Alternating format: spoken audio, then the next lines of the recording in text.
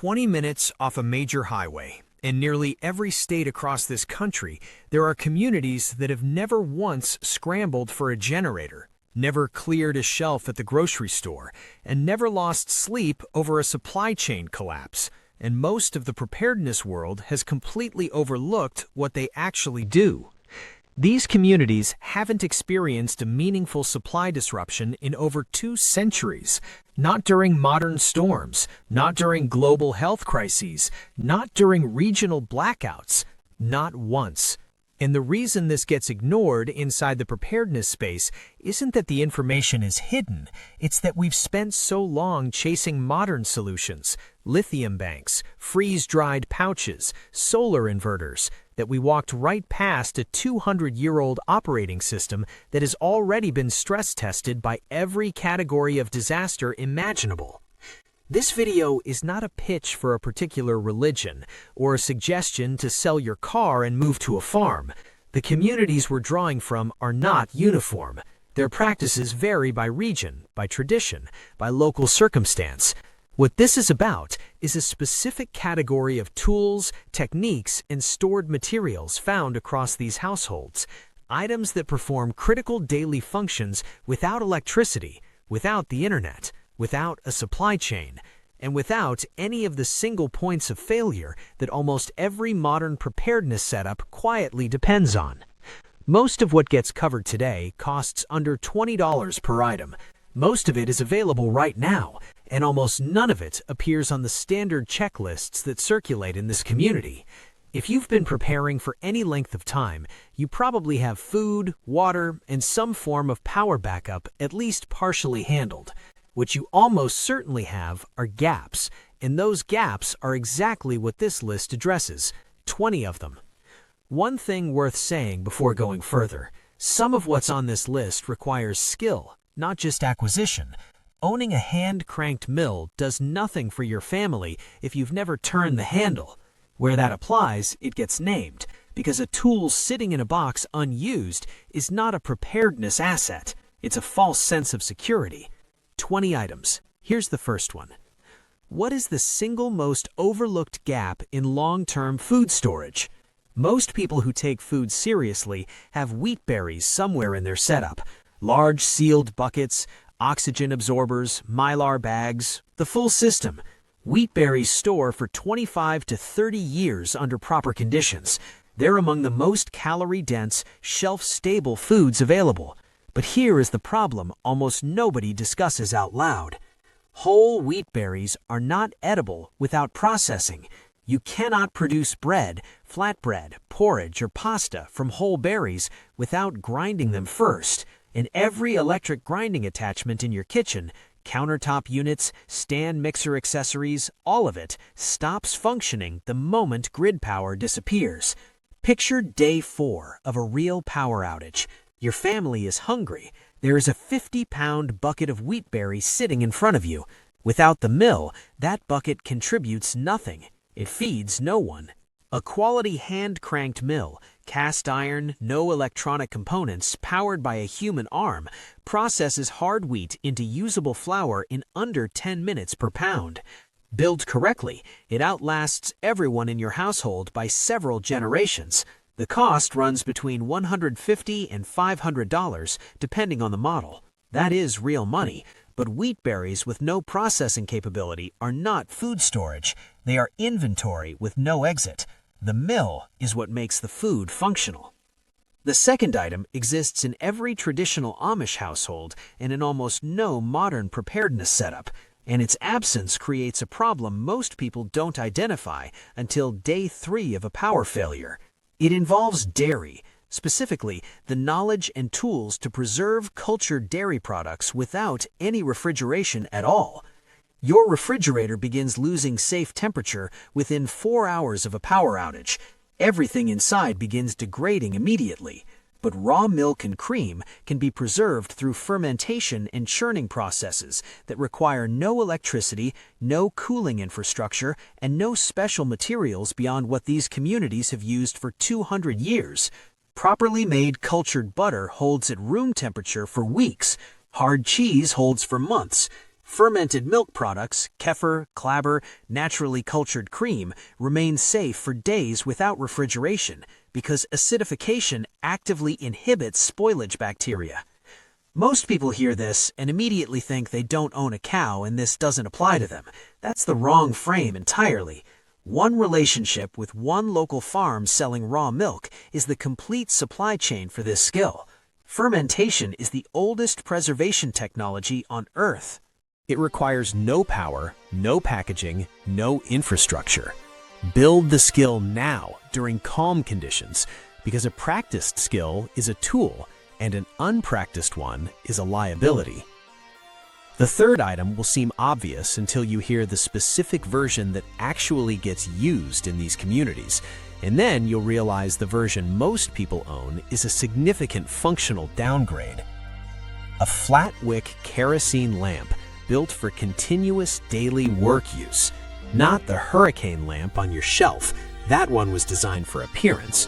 The working version produces 6 to 8 hours of continuous operation daily and light output equivalent to a 40-watt bulb at approximately 1 cent per hour of fuel. You can read by it, you can cook by it, you can work by it. It produces genuine task lighting, not ambiance. 1 gallon of kerosene runs a functional lamp for roughly 40 hours. 5 gallons, stored properly for under $25, gives you 200 hours of reliable light. Most preparedness setups rely on candles. Candles produce a fraction of usable light, burn faster, tip more easily, and cannot be adjusted. The choice of kerosene lamps in these communities wasn't arbitrary. It was the result of selecting the most functional, most fuel-efficient, most controllable non-electric lighting technology available. What does hygiene failure actually look like in a prolonged emergency? Most people don't think about laundry until day 7 of a grid-down situation. By then, clothing, bedding, and towels have accumulated for a week, and the washing machine has become the most useless large appliance in the house. The fourth item is a wash boiler and a hand-cranked wringer. These communities do laundry every single week, every season, without electricity, on schedule. The wash boiler sanitizes through sustained heat. The wringer removes water mechanically, cutting dry time substantially. This sounds like a step backward until you understand what hygiene failure actually means in a prolonged emergency. Wound infections, skin breakdown, respiratory illness worsened by contaminated bedding. The death toll from the 1918 pandemic was significantly compounded by sanitation collapse. Clean clothing and bedding are not comfort items in a serious emergency. They are health infrastructure. A wash boiler runs under $40. A wringer costs $60 to $150. Together, they produce a complete laundry system requiring only water, heat, and human effort. There's a reason these communities never stop doing laundry the hard way. The reason is that it works, reliably, indefinitely. The fifth item is something these communities have in abundance that most modern preparedness setups almost completely lack, and its absence becomes a critical failure point within 30 days of any serious disruption. Seed-saving knowledge and a working seed library. This is different from having a seed vault. A seed library is a living system. These communities don't just store seeds, they select for best performers, maintain genetic diversity, preserve regional adaptation, and carry forward the accumulated agricultural knowledge of generations. The distinction matters enormously when you actually need to grow food rather than just plant it. Most commercial seeds today are hybrid varieties. Hybrid seeds produce excellent first-generation crops. They do not reliably reproduce true to type. Open-pollinated and heirloom varieties reproduce true from saved seed, generation after generation, indefinitely. That distinction is the difference between a one-season supply and a permanent food production capability. The seed-saving knowledge required isn't complicated, but it takes a season to learn by doing. Which varieties isolate well, how far apart different crops need to be planted to avoid cross-pollination, When to harvest seeds and how to dry and store them correctly? These aren't things you learn from a pamphlet in a crisis. They're things you practice during normal growing seasons until they become automatic. Why do most modern preparedness setups have no functional plan for heat that doesn't depend on fuel deliveries? The sixth item addresses that gap directly. A masonry or soapstone heat-retaining cooker and stove system, sometimes called a rocket mass heater or a retained heat cooker, is built from thermal mass materials that absorb heat rapidly during a short, hot fire and release it slowly over 8 to 12 hours. The Amish equivalent uses dense stone or cast iron to achieve the same principle. A brief, intense fire charges the thermal mass. The mass then radiates heat for hours without any additional fuel. Cooking continues in a retained heat box after the fire is extinguished. The fuel requirement drops by 60 to 80% compared to a conventional wood stove used for the same heating and cooking output. In a fuel-scarce situation, that efficiency difference is the margin between adequate warmth and serious danger. The skill required is learning fire management for thermal mass, building the right kind of fire, not the biggest one. What would you do if your mechanical tools began failing with no replacement parts available? The seventh item is a hand tool sharpening and maintenance system, specifically a combination of whetstones, leather strops, and the knowledge to keep every cutting edge on your property functional indefinitely. Modern preparedness setups are loaded with tools: axes, knives, saws, chisels, garden implements. Almost none of those setups include a reliable method of maintaining those tools when sharpening equipment is unavailable. A dull axe doesn't just work harder, it's dangerous. A dull saw doesn't just move slower, it binds and breaks. These communities maintain sharp tools as a matter of daily discipline, not periodic maintenance. The sharpening kit, a coarse stone, a fine stone, a leather strop, honing compound, costs under $30 total. The skill to use it correctly takes one afternoon to learn and improves with every use. Without it, every cutting tool you own has a finite useful life. With it, they last indefinitely. The eighth item involves water, not storage, which most people have addressed, but purification in mineral content management for long-duration situations. A ceramic gravity filter paired with a basic mineral restoration protocol. Gravity ceramic filters require no power, no pressure, no consumable filters beyond occasional cleaning with a stiff brush. They process water through a sub-micron ceramic medium that removes bacteria, protozoa, and most suspended particles. Flow rate is slow, 1 to 3 gallons per hour depending on the unit. That's exactly enough for a household's daily drinking and cooking needs. The mineral restoration piece is what most people miss entirely. Extended consumption of demineralized water, water that has been filtered or collected without natural mineral content, creates gradual mineral depletion in the body. A small pinch of mineral-rich sea salt per gallon of filtered water addresses this simply and completely. These communities have always understood that water quality is not just about removing what's harmful, it's also about retaining or restoring what's beneficial. Here's a question worth sitting with. If every commercial cleaning product became unavailable tomorrow, what would you actually use? The ninth item is a complete understanding of functional cleaning compounds available from basic raw materials: lye, made from hardwood ash; vinegar, produced through fermentation; baking soda and washing soda derived or stored in bulk. These four materials, in various combinations, address every cleaning need in a household: surfaces, clothing, dishes, wounds, tools, and skin. These communities don't maintain a cabinet full of specialized products for specialized purposes.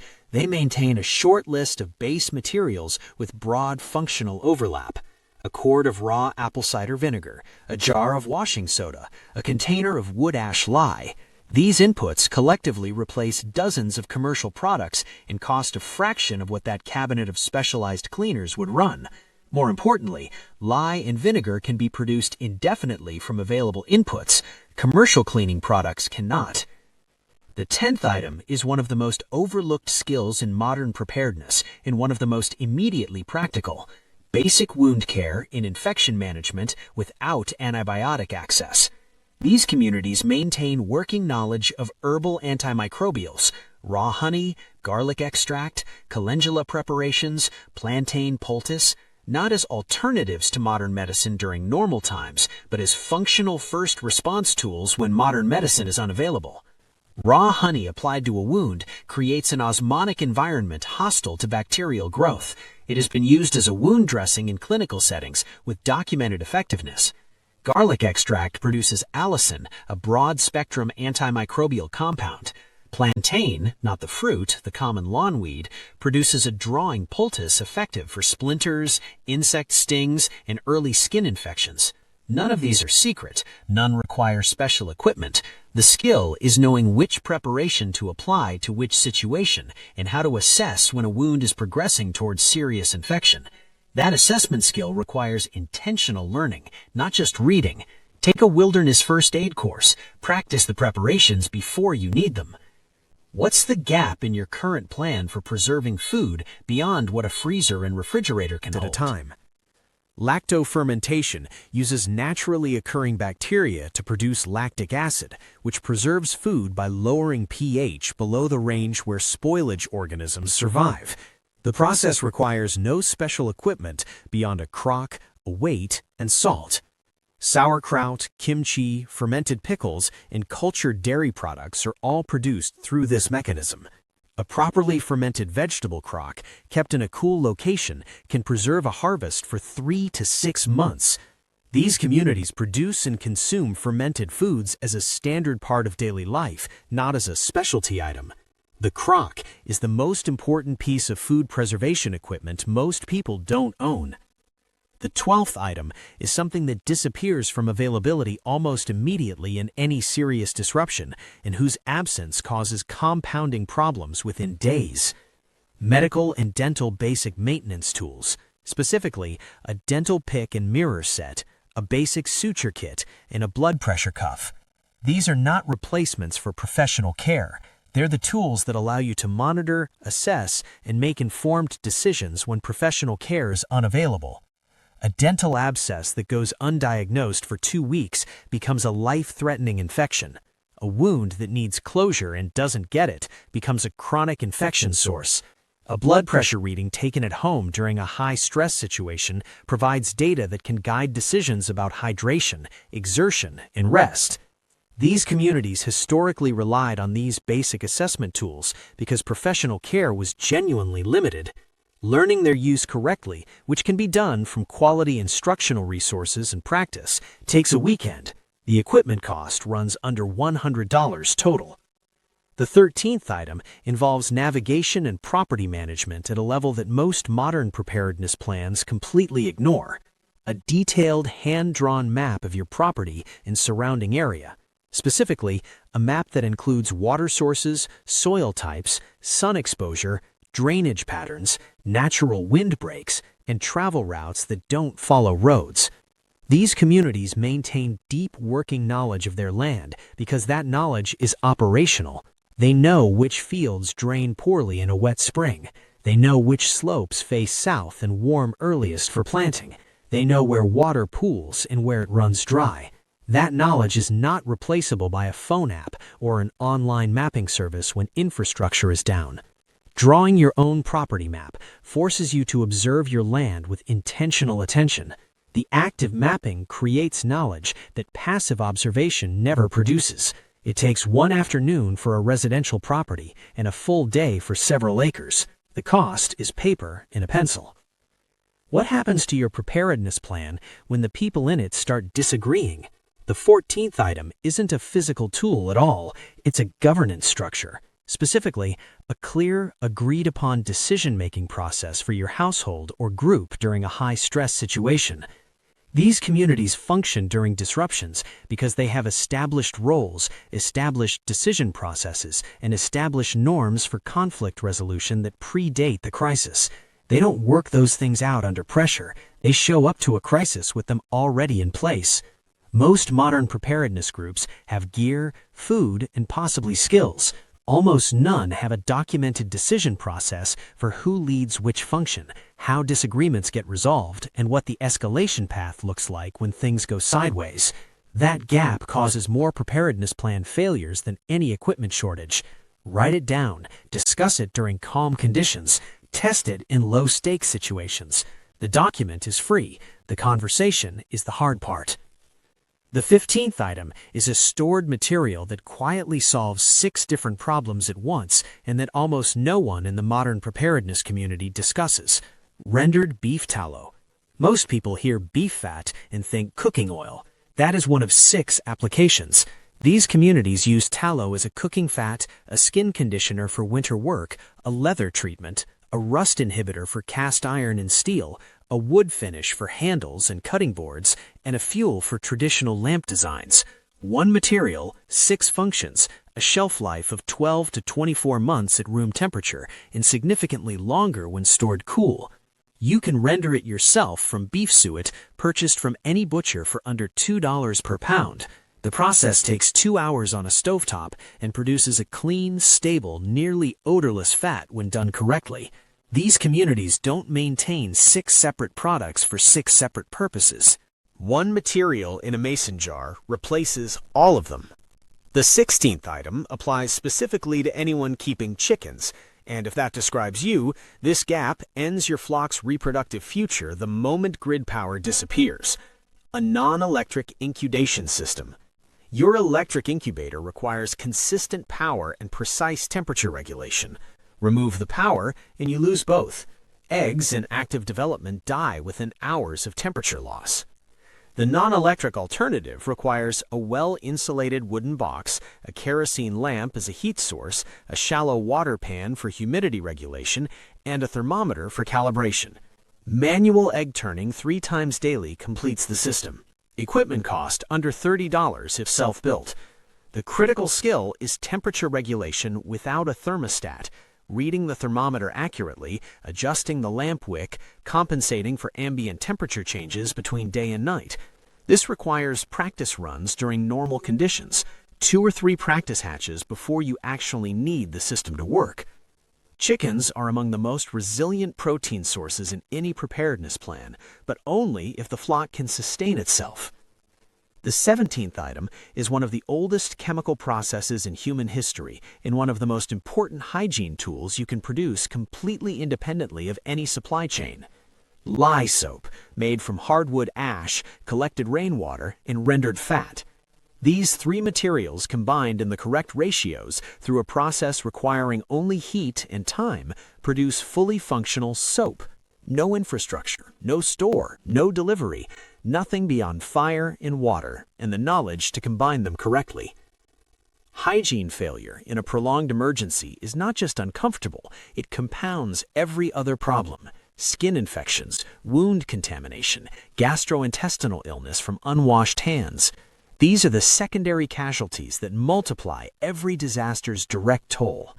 The skill takes 1 afternoon to learn properly. The materials cost essentially nothing. These communities make soap the same way their great-grandparents made soap, because the inputs never disappear and because dependency on store-bought products is a vulnerability they chose never to accept. The 18th item surprises people who've never seen one used correctly and completely reframes what property management looks like without any fuel at all. A properly hung Austrian scythe, not a decorative antique, a working tool correctly balanced for your height and with a properly peened blade, will cut an acre of standing grass, hay, or grain per day in experienced hands. Silently, without fuel, without mechanical failure, without any consumable component beyond occasional blade maintenance. The learning curve is real and worth naming. 2 to 3 hours of focused practice to reach functional efficiency, a full season to reach genuine competence. The motion comes from the hips and torso, not the arms, which is counterintuitive at first and efficient once learned. On the other side of that learning curve is complete independence from every fuel and mechanical supply chain for all field management on your property. These communities swing scythes at dawn before the heat burns off the morning dew because cool air keeps the edge sharper longer. Details like that only emerge from practice. The time to start is now, not during a crisis. The 19th item is a cooling technology that predates electricity by centuries and costs under $10 to build this afternoon. An evaporative clay pot cooler, specifically 2 unglazed terracotta pots, one larger and one smaller, with wet sand packed between them and a wet cloth laid across the top. That is the complete system. Evaporation draws heat from the inner chamber continuously. In low humidity conditions, internal temperatures run 20 to 30 degrees below ambient air temperature. In a 90-degree environment, that's 60 to 70 degrees inside the pot. Produce stays fresh. Medications requiring cool storage remain viable longer. Cultured dairy stays within safe temperature ranges. This system performs best in dry climates. In humid environments, the temperature differential is smaller but still meaningful. 2 clay pots, wet sand, a cloth. Under $10, working by tonight. The 20th item will seem irrelevant to most people and completely essential to the small group that thinks it through to its logical conclusion. Fiber processing tools. At minimum, a drop spindle. Follow the logic. Clothing and textiles have a finite lifespan under hard daily use. Seams fail, fabric thins, socks develop holes that become blisters that become wounds. Blankets compress and lose insulating value. Replacement textiles require a functioning industrial supply chain. Spinning fiber into usable yarn requires a human hand and a weighted stick. A drop spindle costs under $15. It fits in a coat pocket. It processes raw wool, cotton, flax, and plant fiber into yarn that can be knitted, woven, or used for cordage and repair.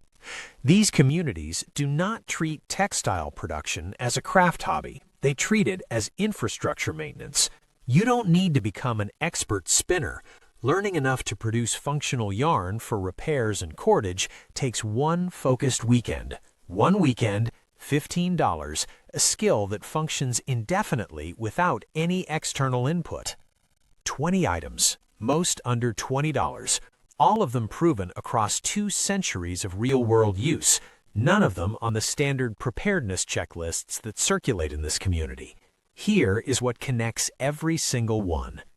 These communities didn't build these systems because they read about grid-down scenarios in forums. They built them because they never stopped solving for the same fundamental problem every generation has faced. How do you maintain a dignified, functional, healthy life when the systems around you stop working? The answer was never more technology. It was better fundamentals. A mill that needs no power, a lamp that needs no grid, a fermentation crock that needs no refrigerator, a community that needs no supply chain. Fundamentals do not fail. Infrastructure does. And right now, while the grid is running and the shelves are stocked and the supply chains are intact, is exactly the right time to close these gaps. Not because collapse is certain, because preparation made during calm conditions costs a fraction of what it costs during a crisis, in money, in stress, in time. The people who act on this today are the ones who will not be scrambling later. That is not fear. That is math. If this gave you something useful, hit the like button. It helps this content reach more people who need it. This is my channel. Subscribe if you want to keep building real, functional preparedness rather than just collecting gear.